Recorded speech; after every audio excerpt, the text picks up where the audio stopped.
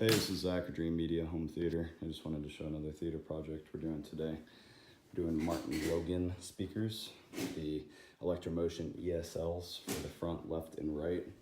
Very great speaker if you're being introduced into the electrostatic line at a very reasonable price point. So we're doing the ESLs left and right, the C2 center speaker, which is matched well with the towers, which both of these have built-in subs. And then over here at the rear of the room, we're putting in surround left and right, the Electromotion ICs. And then at the rear of the room, we're putting in the Martin Logan FXs, which are on-wall bipolars. And those are gonna be going here, rear, left, and right. This can be used as Dolby Digital or Dolby Atmos. We have all our equipment over here that's terminating in the closet.